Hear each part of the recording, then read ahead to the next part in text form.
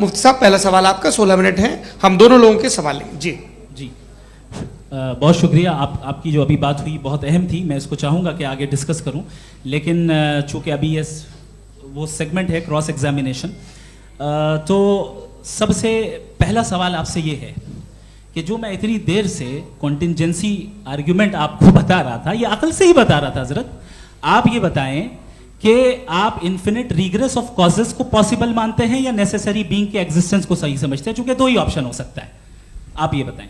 देखिए, आपको मैं ईमानदारी से बात करूं, एक तो मैं कॉन्टिजेंसी वर्ड ठीक से समझता नहीं, और इस वक्त भी जो आपने अंग्रेजी के अल्फाज इस्तेमाल किए वो ज़रा थोड़े से मुझे डिफ़िकल्ट और कॉम्प्लिकेटेड लगे, तो आप ज़रा सिंपल ज़बान में सवाल कर सकते हैं। बिल्कुल कर सकता हूँ जी।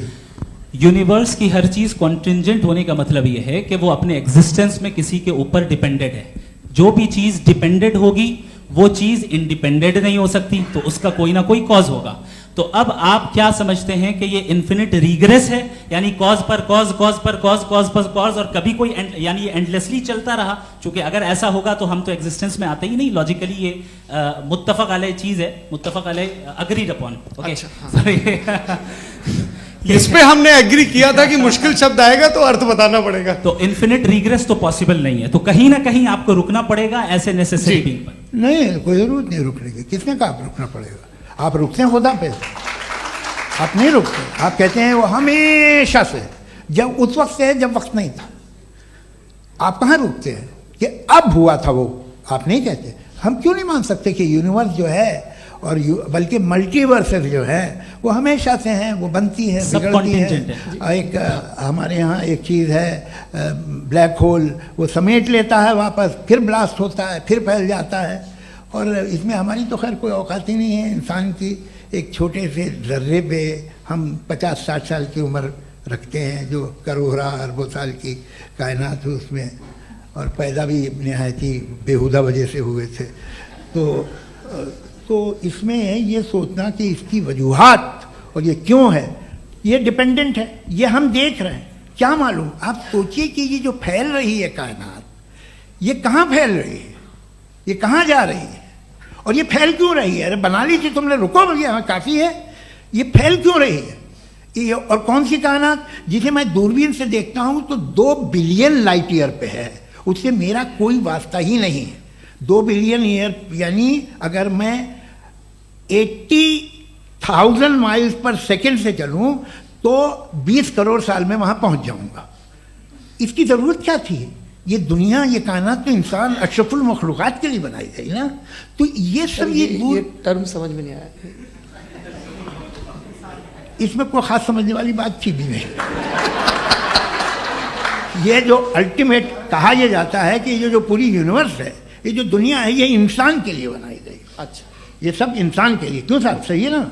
बिल्कुल, लेकिन इसका यह मतलब नहीं कि किसी चीज के पीछे रीजन आपको नहीं पता तो रीजन नहीं है, इसे कहते हैं नहीं, मुझे नहीं पता, लेकिन मेरी जिम्मेदारी नहीं है। वो बिल्कुल सही कहा था उसने, बर्टन रसल ने। आपने उसे मजाक में टाल दिया कि भाई आप एक दावा कर रहे हैं, मैं क्यों कहूं कि ये गलत है दावा? आप प्रूफ कीजिए, मेरे पे जिम्मेदारी ही नहीं है, मैंने थोड़ी कहा है। आप प्रूफ कीजिए कि ये सही है। आप आर्ग्यूमेंट ऑफ कंटिंजेंसी का जवाब ही नहीं दे रहे हैं। पूछना चाहेंगे? आप सवाल पूछना चाहेंगे मुफ्ती साहब से?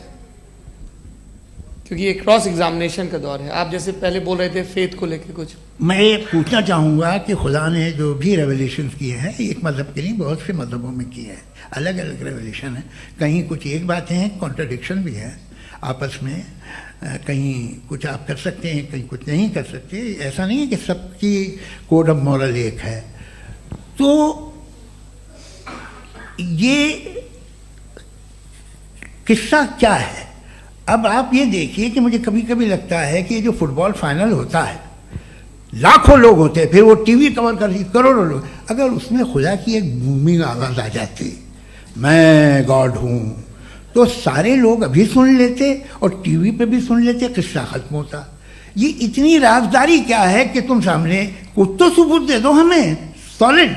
ये कह साहब ये यूनिवर्स कैसे बनी, इससे मसला क्या हल होगा? मैं पूछूंगा आपसे खुदा कैसे बना? क्यों नहीं पूछूंगा कैसे बना?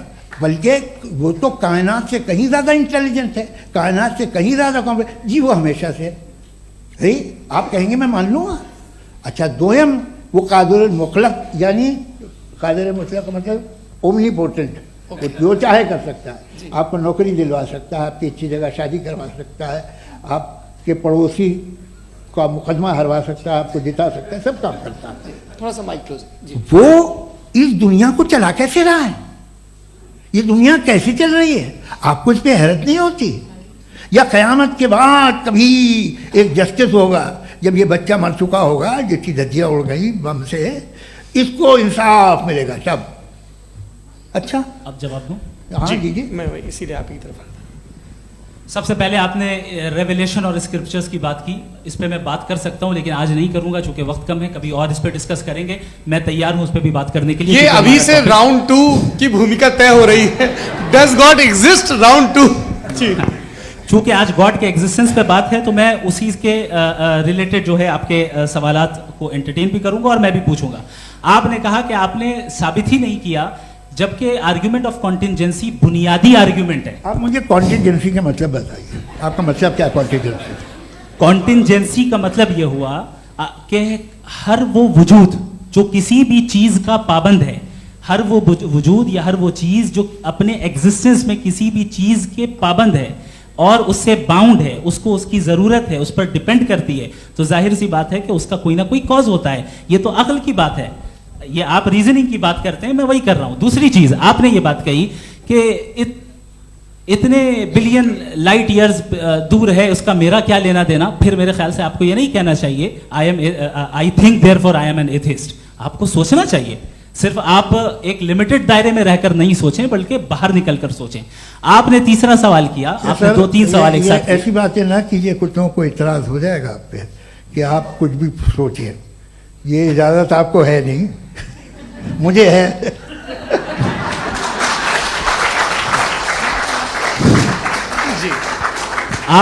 आपने प्रॉब्लम ऑफ इविल के ताल्लुक से सवाल किया और बार बार आप एक लफ्ज रिपीट कर रहे हैं कि ओमनीपोटेंट गॉड है, ऑल पावरफुल गॉड है।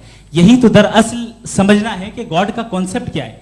प्रॉब्लम ऑफ इविल जो है, प्रॉब्लम ऑफ इविल दर हकीकत 2 असम्पशंस पर कायम है। अगर आप इन 2 असम्पशंस को समझ जाएं तो ये प्रॉब्लम नहीं रहेगी, आर्ग्यूमेंट आपको समझ में आ जाएगी कि ये कोलैप्स कर जाता है। पॉइंट नंबर 1, यानी जो आपका सबसे पहला फॉल्स असम्पशन है कि गॉड मर्सीफुल है, ओमनीपोटेंट है, दुनिया में जुल्म हो रहा है। लेकिन आपको यह समझना चाहिए कि हमारे वर्ल्ड व्यू के मुताबिक गॉड सिर्फ ओमनीपोटेंट और सिर्फ मर्सीफुल नहीं है, बल्कि वो ऑल वाइज भी है और वो ऑल नोइंग भी है। उसके हर काम के पीछे हिकमत और विजडम है। ये कोई जरूरी नहीं है कि वो हिकमत और विजडम आपको समझ में आए या मुझे समझ में आए। अगर आप जो समझ रहे हैं उसके मुताबिक आप फैसला कर रहे हैं, ये लिमिटेड पर्सपेक्टिव से आर्ग्यूमेंट है। और इस चीज को हम अपनी दुनिया में, अपने लाइफ में, डेली लाइफ में इस प्रिंसिपल को एक्सेप्ट करते हैं। हम जब किसी डॉक्टर के पास जाते हैं, डॉक्टर के पास जाकर वो अगर उसने हमें कोई दवाई दी है तो हम ये तो नहीं कहते कि जब तक आपके पास जितना नॉलेज और जितना विजडम नहीं है, आपने क्यों ये दवाई दी है, तब तक हम इस चीज को एक्सेप्ट नहीं करेंगे। नहीं कहते, हम उसकी अथॉरिटी को तस्लीम करते हैं। क्यों? क्योंकि उसकी हम जानते हैं कि वो नॉलेजेबल है, वो विजडम वाला है, हमसे ज्यादा नॉलेज और हमसे ज्यादा विजडम है। बताएं सर। नहीं, डॉक्टर में और खुदा में बड़ा डिफरेंस है। डॉक्टर पढ़ा लिखा होता है एक, तो मैं उसकी बात सुनूंगा। 2M ये नहीं, कुछ जवाब तो ये भी नहीं है सर आप प्लीज, ये आ आप जाइए, अगर चलिए। सब ऑडियंस से बोलने लगेंगे तो हाँ। फिर मतलब नहीं सिविलाइज्ड बहस का। मतलब आप ये कहें कि चूंकि आप डॉक्टर पे बिलीव करते हैं इसलिए खुदा पे बिलीव किए, क्या ये मिसाल आपको समझाने के लिए। आर्ग्यूमेंट है, इस पे आपको एतराज नहीं है। तो सिंपल बात ये है कि मैं अगर ये यकीन कर लूँ कि एक ओमनीपोटेंट, उसकी मसलहत है, ये जो बच्चे मर रहे हैं ये मसलहत है उसकी, मुझे नहीं चाहिए इसकी मसलहत। उसकी मसलहत नहीं, यही तो मसलहत समझना है। मतलब एक्सपीडियंसी। अच्छा, इस आपने अभी मेरी बात पूरी सुनी नहीं। मैंने कहा आपका पूरा आर्ग्यूमेंट 2 फॉल्स असम्पशंस पर है। एक फॉल्स असम्पशन मैंने बता दिया, दूसरा फॉल्स असम्पशन यह है कि इस दुनिया में इविल के होने का कोई गुड रीजन नहीं है, जबकि हमारे पास बाज रीजंस मौजूद हैं, हमारे पास बाज वजूहात मौजूद हैं। अगर इस दुनिया में इविल ना हो तो आप गुड को डिफाइन कैसे करेंगे? अगर जुल्म ना हो आप इंसाफ को समझेंगे कैसे? अगर तारीकी ना हो तो आप लाइट को समझेंगे कैसे?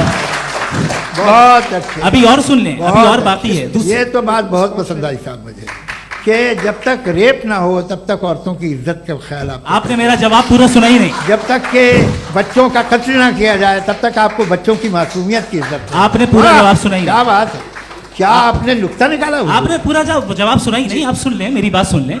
ये मैंने आपको एक चीज बताई। दूसरी चीज, इस दुनिया में हम आए हैं टेस्ट के लिए, हमारा टेस्ट हो रहा है और हर इंसान का अलग अलग अंदाज में टेस्ट होता है। और इस दुनिया में अगर इविल मौजूद है तो वो इविल जरिया है हमारे अंदर ह्यूमन नोबल क्वालिटीज को डेवलप करने का और अलग अलग फील्ड में प्रोग्रेस करने का। और अगर हमारे अंदर और इस दुनिया में इविल नहीं होता तो बताइए टेस्ट का मतलब क्या होता? अगर मैं अपने स्टूडेंट को एमसीक्यूज दूं और उसमें सिर्फ राइट आंसर लिख कर दे दूं और कहूं तुम्हारा टेस्ट हो गया, ये मीनिंगलेस है। इस दुनिया में अगर हम टेस्ट के लिए आए हैं तो जाहिर है गुड एंड इविल दोनों मौजूद है। तो अगर गुड एंड इविल दोनों मौजूद है तो ये इविल भी खुदा का बनाया हुआ है?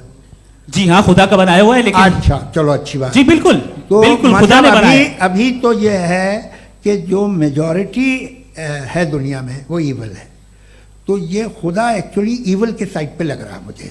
बिल्कुल भी नहीं, मैं बताता हूं। मेजॉरिटी में तो वो है। क्या बात कर रहे हैं भाई आप? मैं बहुत कोई भी जो मुंसिफ होगा, चाहे आपका अपना घर हो जिसके आप सबसे बड़े हैं, चाहे आपकी ऑर्गेनाइजेशन हो जो आप चलाते हैं, वहां पर आप इविल रखेंगे साबित करने को कि बाकी लोग शरीफ हैं? मेरी बात सुन क्या लें। ये आर्ग्यूमेंट ही गलत है? अगर कि जब तक के कोई इविल नहीं होगा तब तक के शरीफ आदमी शरीफ नहीं लगेगा। अगर एग्जामिनर गलत ऑप्शन दे रहा है तो एग्जामिनर इविल नहीं हो गया। जो गलत ऑप्शन को सेलेक्ट कर रहा है वो फेल होगा। क्रिएटर ने इविल को बनाया है लेकिन वो इविल नहीं है। अच्छा, सुनिए मेरी बात। एक- लेट मी कंप्लीट सर। जी जी। क्रिएटर ने इविल को बनाया है टेस्ट के लिए, वो इविल नहीं है। इविल वो होगा जो उसे इख्तियार करेगा। छुरी को बनाने वाला गलत नहीं होता है, छुरी का गलत इस्तेमाल करने वाला गलत होता है। जी